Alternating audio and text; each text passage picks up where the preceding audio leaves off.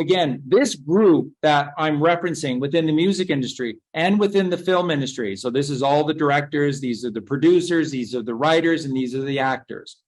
They're the good guys. The industry is ruled and regulated by the demons. And it's the same with the music industry. That's why movies have to encode this truth. And this is why you must know God's symbolic language, or you're not going to be able to decode these messages in plain sight. And they're everywhere. And we've done show after show after show after show. I mean, it's just, you can't deny this. You absolutely cannot deny this. We've done this song after song after song, movie after movie after movie, simply showing you. And they're all saying essentially the same thing. So this group that have been the white hats within the entertainment industry that have been broadcasting these divine messages to us in an encoded form are part of the most ancient order in the modern world. So if we go way, way back to Atlantis and the Atlanteans, and out of the Atlanteans came the Essenes and the Gnostics, these are ancient orders who knew the sacred order of things and knew God's truth and taught God's truth. And they passed this sacred knowledge down from generation to generation within groups with rules. And the reason is because it's so important. This is the sacred group. These are sacred groups, sacred orders that are designed to keep God's truth alive. So that if every transcript or manuscript is rounded up and burned by the Canaanites, then we of the soul of Abel, then we can keep it alive because we know it between our two temples. We know it inside out because we live it. That's what Colleen and I do. Every single day, we live Christ-like lives. That's what we do every single day. That's what Jesus told us to do. I'm not sure how people are missing this. It's just to be kind to others. It's help and serve others. That's what Colleen and I do. And so this ancient order that came out of the ancient groups is known as Freemasonry. And these are the Freemasons. And the worst thing that has ever happened in this, new group known as the Truthers, and this truth community that's out there, is this demonization of Freemasonry. It's horrific. And here's where people are getting it wrong. And it's so simple. In 1776, you had the Rothschilds simply recognizing that their mortal enemy in this race to control mankind and control the earth forever, their mortal enemies were the Freemasons. And so they had to do something to destroy the image that Freemasons and the Knights Templar had. And the fact of the matter is, you go back, and this is what Colleen and I have done, proving, Jesus and Mary Magdalene. We go back to source documents that still exist from this time, these time periods, speaking to these truths. And everyone regarded Freemasons as the sacred order of truth and to be most respected, in that you had to be very special to become part of this order. And Knights Templar are held in the highest regard. All you have to do, you don't have to take my word for it. You just have to go back and take a look at authentic manuscripts that have survived certain time periods. And you go back, and what you see is that the Knights Templar were essentially an agency designed to protect people so that they could go from point A to point B, to be able to provide an order of chivalry, to support the truth, to support those who wanted to go to the Holy Land, to support those who wanted to live lives of truth. People don't know this, but Freemasons and the Knights Templar created a banking agency through the Knights Templar. And this was based, it was a system based on credit, but it was acts of goodness and kindness is sort of how you paid back this money that was loaned. And it was loaned to the smallest of business. It was loaned to communities that just wanted to do what was good and right. And this is why you have, and again, another reason why it's very important to take a look at the Dan Brown novel, The Da Vinci Code, and Ron Howard's movie, The Da Vinci Code, because they're giving you real historical truth and fact about what the Catholic Church did. So most people don't know this, but really quickly, the Knights Templar were this body of the Freemasonic order that was actually in Vatican City and in the Vatican, and they were actually more powerful than the popes themselves, and they were there ostensibly to protect the pope, but what they were doing was watching the pope and forcing the College of Cardinals to be righteous and divine, and that the source of Christ's power on earth was always the cup of Christ, but the cup of Christ is the womb of Mary Magdalene. It is the sacred feminine, and that's what all Freemasons honor. So if you're a Freemason, the sacred feminine is the most important thing, and that's that's front and center and heart and soul to Colleen and our teachings, which is to get him, you have to first get her, and that's the word together. If you look at the word together, it's 3 words: to get her. Right. God, you have to align yourself to Mother Earth. And what is Mother Earth? She's 5 things. She's care, compassion, sympathy, empathy, and kindness. And those 5 things rule over your 5 physical senses of greed and lust and gluttony and, and desire. But the mother, sympathy, empathy, care, compassion, and kindness. And that's Christ-like. And that's what we must become. And that is the way of the Freemasons. That is the way of the Knights Templar. And so with Adam Weishaupt and this order of the Illuminati, this became what the people in the truth community think are Freemasons. But you know what they are? They're fake Freemasons. Just like the world is ruled, even Trump has broached this publicly. The world is run by fake Jews. Yep. The world is run by fake Jews, fake Freemasons. And who are these people? The cabal? Who are the cabal? The Canaanites. Who are the Canaanites? Cain. Cain and Abel. They always say, Q always says that this is biblical. It's Cain versus Abel. It is left brain versus right brain. It is sin versus virtue. It is doing what's right, not easy, versus doing what is easy and satanic. You can't hijack. This is what people say, and it's ludicrous because they simply just don't know enough. You can't hijack an order of Freemasonry because it's divine. It's purely divine. The order itself, the people who are Freemasons are so intelligent, are so wise. These are not people that you can break. And if you know anything about the Knights Templar, these are not people who offer a quarter. So in battle, there's no quarter offered, no quarter given. What that simply means is that if we lose, we lose. You do what you're going to do. That's why it has to be Sun Tzu in The Art of War, because what Sun Tzu said, you can't afford to lose to evil. So the Knights Templar are a group that had no quarter with evil. The Freemasons are the same way. When you talk about this nonsense of hijacking Freemasonry, it simply means you simply don't know who Freemasons are. They are those who activated the Philosopher's Stone. That's why Freemasonry is associated with the Philosopher's Stone.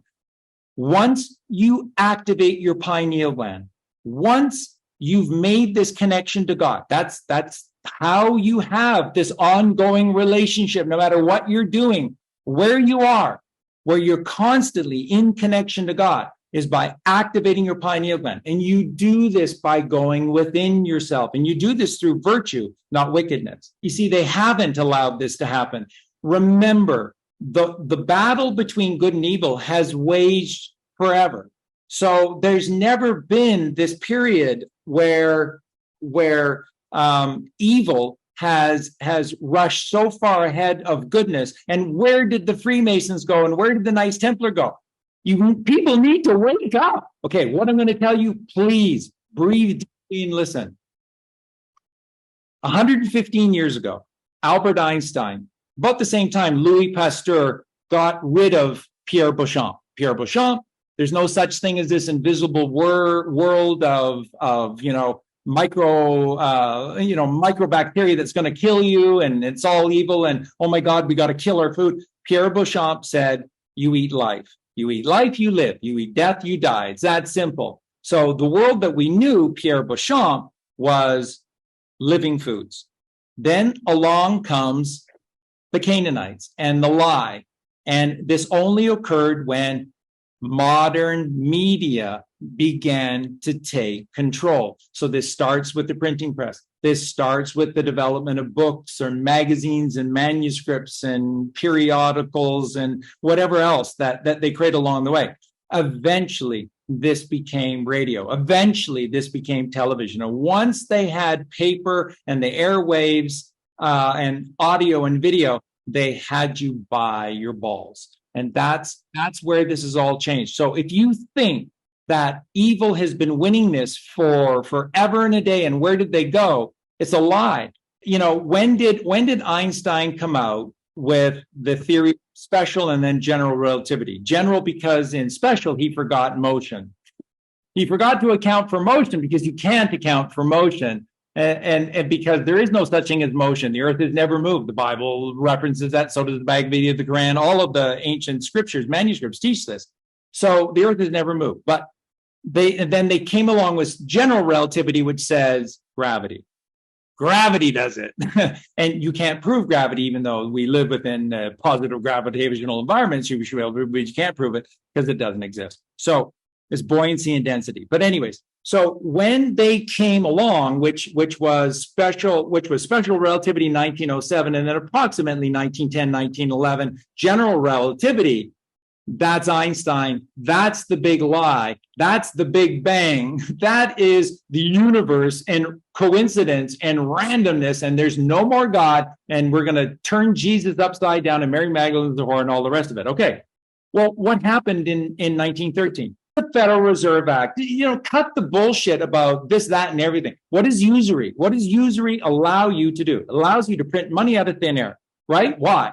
Because you're charging a cost on top of every dollar created. You can't, because the moment you do that, you bankrupt the system, because there's not enough principal dollars in the system to pay back the cost of printing this money. So you bankrupt the system. It's a game monopoly. Everything's going to go back into the board game, and then it's the one banker who made the board game, and then you play it and you think you won, but you lost. Everything goes back to them. So everything changed, and our whole history changed, and so ever since then they're trying to tell you that we've eaten like these carnivore monsters forever and ever and ever, and they try to show you that in their movies, and they try to tell you that all the time, because from 1913 onwards, once the Federal Reserve is printed, what has existed? It's the ability to turn the printing press on and print money non-stop, 24/7, 365, so that everyone's wondering what's underneath the ground in all these tunnels. Cash, bills, because when an Obama comes along and says, well, I'm not going to sell out mankind for anything less than $1 billion. And they're going, oh, $1 billion. $1 billion. And they're just laughing amongst themselves. And they're going, oh, Obama, you sure know how to drive a hard bargain, right? $1 billion. Well, we just printed that last fucking night. It's all fake. All your money is fake. None of it is real because it's backed by nothing. That's the Federal Reserve Act. That's fractional banking. Fractional banking. Why do you think banks only keep 10% of all their deposits? And they don't even do that anymore. But why did they at the beginning, put 10% of the deposits at home in the bank? And then the rest of it is, someplace else. And that's why they always say, please don't run in and take money out of the bank. You hear some bad news. It's all good. Don't worry. Don't rush in here and take money out because we don't have it. Sorry, we don't have your money. So again, you take a look at fractional reserve banking. What is fractional reserve banking? It means that when somebody deposits $1,000 into the bank, they put 10%, 100 of that $1,000 into the bank, and that is the principal on that deposit. Remember, DE is to take away, right? RE is to receive, DE is to take away. So when you deposit your money to the bank, they're stealing it. Okay, that's, you should know your language. Sorry, but that's kind of on us for not knowing our own language. Deposit, they're stealing your money. So what happens to the other 90%? They're allowed to loan the 90% of that $1,000 deposit. They're allowed to loan it out 10 times. 90%, 10 times. So $900 is loaned out 10 times. Anyone who want to do the math on 10 times 900? 9. So then all of a sudden there are $9,000 in circulation that don't exist. Simply doesn't exist. The system that has changed everything, where people think, well, then if the Freemasons are also great and the Knights Templar are also great, then where the hell are they? And how do they let things get so fucking screwed up? Federal Reserve Act. How many people were there? Jason, do you remember how many people were there? What was it, December 23rd or 24th? It was right before Christmas. And there was 15 people in the Congressional House. And they voted fractionally for the Federal Reserve banking system. Okay? That's why Andrew Jackson had 4 attempts on his life. That's why Abraham Lincoln was shot in the head. That's why John Kennedy was shot in the head. Most of the Truth Committee doesn't even believe that Executive Order 111110 had anything to do with Kennedy trying to take away the federal bank. Of course he was. Of course he was. That's what the U.S. Treasury Department, through the Secret Service, by the way, that's what they were doing. They were printing. And on the day of the assassination, they were ordered to print out millions in $10 and $20 denominations, because they had already done $5 and $10 denominations. And all of this was based on Abraham Lincoln's greenback. So Kennedy, in his second term, was absolutely going to turn the tables. Why do you think Kennedy, in his first term, ordered NASA to bring the Russian space program together as one? A lot of people don't know this, but that's exactly what Kennedy ordered NASA to do, that the Russians and the Americans were going to come together. Why? Because there is no outer space. Right. I said real Freemasons are the light of the world because they've all illuminated. That's the whole point of a 33rd degree Freemason, is to illuminate the 33rd degree, which is the pineal gland. So they're the philosopher's stone. So you're talking about people who are in connection to God. You're not talking about mere mortals, the kind of people that we think are intelligent people. It's a completely different reality with Freemasons. Again, there's not so much that I can say just yet. There really isn't. I can't say too much. I can simply assure you that real Freemasons, and that's what Freemasonry was never hijacked. You're just being lied to about what Freemasonry is by the cabal. And that's what we do. We believe the Kabbalistic lies, right? So the only ones who put truth in plain sight are the bad guys. That's fucking insane. So this is where it all came from. Adam Weishaupt and the articles of the Order of the Illuminati in 1774 that became official in 1776, right at the time of the birth of America, was designed because America was supposed to be the New Jerusalem. That was the Freemasonic plan. America has always meant to be the light of this earth. It was the nation where people who were sick and tired of lies and deceit and murder left those countries and came to a place that valued truth and true freedom, which is what America was always meant to be. Why doesn't anyone get this? Why do you think that America suddenly, at the time that they became a nation, had this collection of about 60 men who were some of the smartest men in history of all time. Of all time. Why did they just happen to be part of these founding fathers at this time? Because that's how important America is. That's how important America is, and that's how important America was to become. Do you know that the Freemasonic name of the world that was going to be the light, where the second coming of Jesus Christ would occur in America, in this holy land of America, and you're going to find that out too, is that it goes all the way back to this New World Order. Okay, now everyone, they go, Charlie, hey, whoa, you're just proving that the Freemasons are evil because, New World Order. No, that's what the fake Freemasons do. That's what they did. They take the truth and they twist it upside down. No, you deny this? How can you deny this? Their God is Baal. What is their God Baal known as? The deceiver. And what does Baal do? He takes the truth and turns it upside down. What is our reality? They take the truth and they turn it upside down. Okay, that's it. So the Freemason plan to save the world from these evil fucks and to put them all into, with charges that would stick, and then to eliminate these evil fucks, was called the New World Order. Because, and that's why Trump references New Jerusalem. America was always meant to be the New Jerusalem, and it was going to be the place where the second coming of Christ would take place. So America was created by Freemasons for this plan.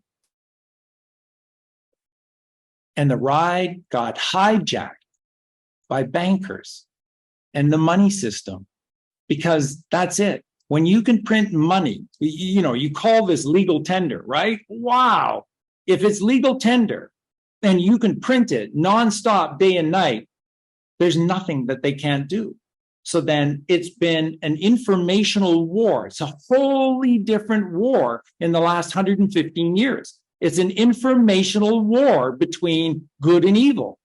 And that's why you have the good ones who have infiltrated the music industry and the film industry and the art industry, because you can't be a monster Canaanite in your left brain ego and create, because all creation comes where?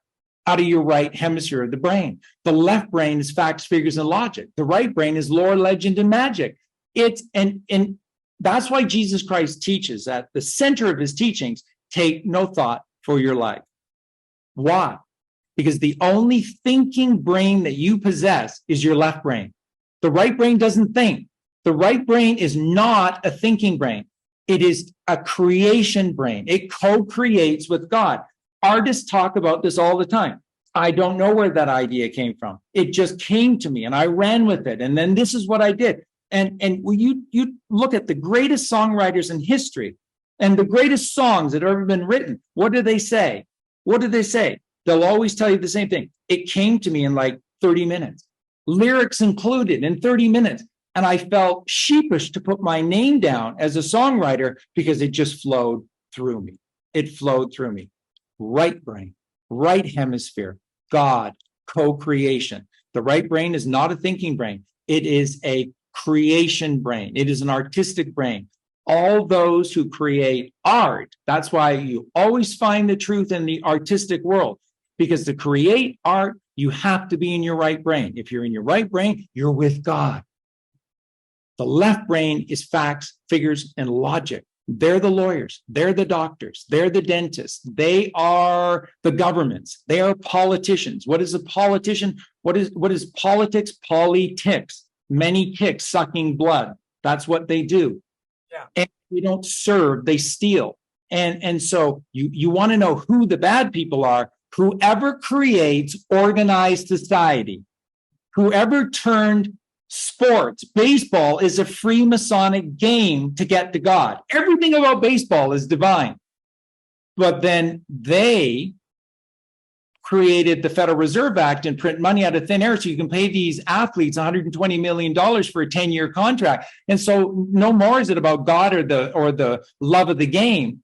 It's about money. I can absolutely assure both of you and everyone who is listening and will come to this show. I can absolutely assure you that what I'm telling you is absolutely the truth. The Freemasons are the light of this world, as are Templar, as are the Priory of Sion. And remember, this is the one last point that I should have shared earlier, and I need to, and I'll just complete it with this. The third aspect of what Freemasonry and Knights Templar and the Priory of Sion do is they protect the bloodline of Jesus Christ and Mary Magdalene. To finish quickly, Bruce, to what I was saying is simply this. What is Q? Q is an abbreviation for QRST. What is Q as a number? It's 17. R is 18. S is 19. T is 20. If you add those numbers together, it's 74. Jesus, 74. And if you phonetically pronounce QRST, phonetically, it's Christ. So the code for the bloodline, 88, Trump 88, Iesus 88, because there was no letter J, so it's not Jesus, it's Iesus. Iesus 88, Trump 88, bloodline 88. What we do know is that Trump is chosen. You said earlier, who won? I asked you who won. You said God. Exactly. God is one. But who are God's warriors on earth? The Freemasons. We don't know anything. The learning curve for all of us in the last few years has been enormous. Absolutely. It was over by the time 2016 came to play, right? So by the time that the truth community was beginning to sort of find itself, this was already done. So you can't say, Bruce, that who did this? Who won? Okay, God. Okay, but who are God's warriors on earth? You're saying we are. No, the war was already over. So then who are they?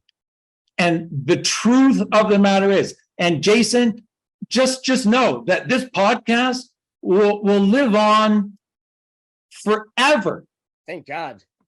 Where you simply denied that there are a goodly, godly group of men and women that have dedicated their lives to the service to God.